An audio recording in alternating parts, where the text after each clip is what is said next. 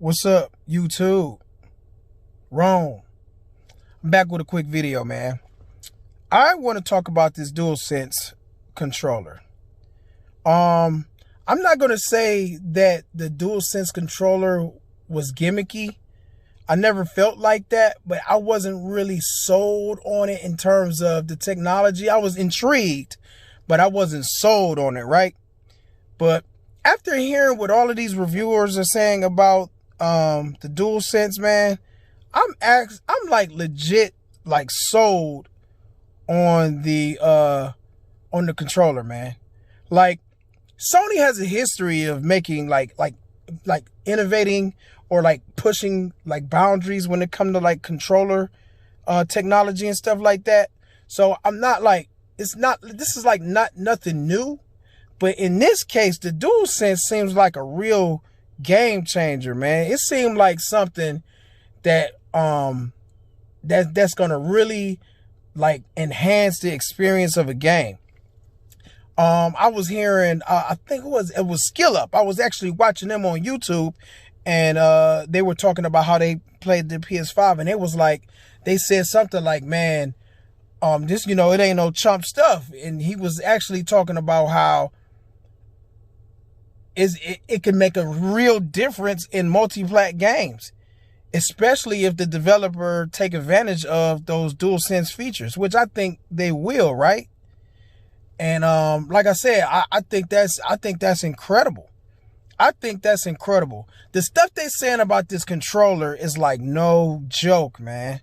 Straight up. I seen like Jason Schreier say something amazing about the controller. I've seen Skill Up and other people, and I'm just like, man. First of all, the controller looks sexy, and it looks like it looks so comfortable to hold. It really do. It looked like one of the most comfortablest controllers that you will ever hold. It really do look like that. The tech in it is just amazing. It's every bit worth $70 if you ask me, from what it sounds like. And if it turns out to be what I think it is, I definitely believe it's worth $70.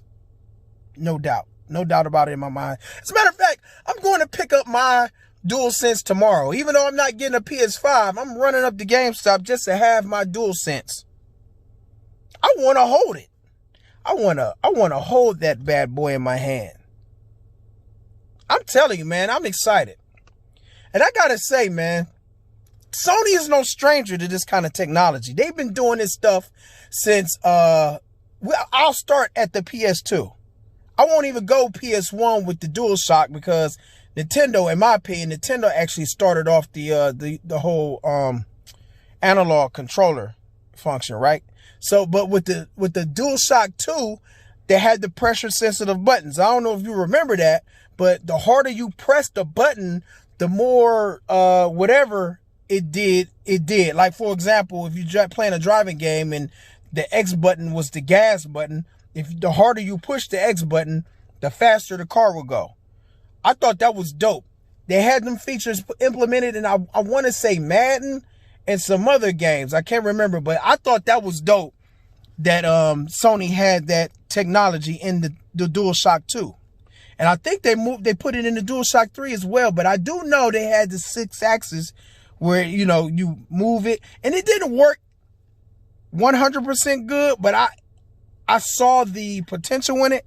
And it was when it worked good. Put it like that. When it worked pretty good, and I liked it. Playing Warhawk on it wasn't ideal, right? Was it Warhawk? I think it was Warhawk. No, it wasn't Warhawk. It was the Dragon game. I can't think of it. But playing Heavenly Sword, shooting the arrows, I thought that was pretty cool. It worked fairly well. And I think that it adds immersion. I think those features in the controller it adds immersion to the game. To the game and to the gameplay. I think that kind of technology I welcome. I think it's awesome, bro. I think it's great, and I'm glad that Sony do stuff like that to enhance gameplay, to add enhance immersion, to add immersion, you know? What else did that feature have? I mean, that controller have? I think that was pretty much it, the DualShock 3. But then the DualShock 4 had the touchpad. I thought that was great. That was no gimmick. People said it was a gimmick, but I didn't feel like it was a gimmick. I didn't feel like the DualShock 3 motion stuff was really gimmicky. I just think it just didn't work as well as it should have. It wasn't refined. But the DualShock 4, that motion stuff in there, the I would call 6-axis, it was refined. It worked beautiful.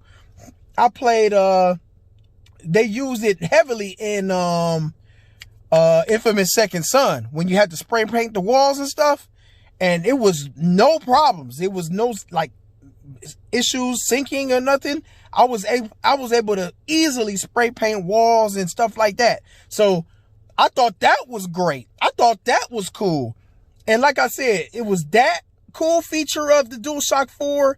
The touchpad was cool. I thought that was that worked really great. And I think the speaker in the controller was cool. Was it necessary? No, but I thought it was cool. Like when certain games, when like for example, Grand Theft Auto, when you take a phone call, it sounded like it was coming through the controller. I thought that was great. It was a nice little touch to the feature. It added to immersion at the end of the day. It felt like you were on a phone call. It felt like it was a phone call for real. Not 100% completely, but it definitely helped. And it definitely helped with immersion. So with the DualSense, I think this is going to be like a whole nother animal. Like a whole nother animal. I feel like they refined a lot of the features that they've added and built upon the years and everything else. And now we got one beast of a controller, bro. That's what I think we got here. And for people to say that the DualSense controller is more next gen than the actual game so far, or whatever they were saying something like that. Like, this feels next generation, just a controller by itself. Man, listen. That's exciting. That's exciting. I want to shoehorn this in real quick before I get off this video, or get out of this, get out of this video, whatever. We talk about power with these consoles, right? And on paper, the Xbox Series X is the most powerful console, right? Out of all of them. But when you kind of think about it, it might not really be the most powerful console. And I'm not saying this from no fanboy standpoint, but I was actually thinking about this as I was driving home from work. I was actually thinking about this. That a lot of this technology has to do with, what's the word I'm looking for? Hold up. Efficiency. I'll use the word efficiency. I feel like the PS5 is more efficient than any other console out there. I think it's more efficient than the Xbox Series X. And I feel like we might get more performance. We might get better performance out of the PS5 than we will the Xbox Series X. I feel like that. Because just because of I just used the word. Hold up. No, I didn't use the word. I used it the first time, but the other word is optimized. Optimized. Actually, I'll use that word. I'll replace efficiency with optimization. Because I think that's the key, is that the PS5 is optimized. It's optimized for performance. It ain't trying to just throw all of this power at you and, having to deal with bottlenecks at the same time. You know what I mean? It's optimized. And I think that is incredible. I'll bring up another point when it comes to iPhone and Android. The Galaxy series have regularly been more powerful on paper than the iPhone, right? But the iPhone seems to perform much more efficient and smoother than the Galaxy phones. Now, I don't own an iPhone, but I do own an iPad. And I do realize how buttery smooth the iPad is and how reliable it seems to work. I have not experienced a hitch, a flicker, nothing with the iPad. But with my Galaxy Note 10, I have experienced freezing and locking up and all of that stuff. And on paper, this Galaxy Note 10 runs circles around the on paper. It runs circles around the iPad. Runs circles.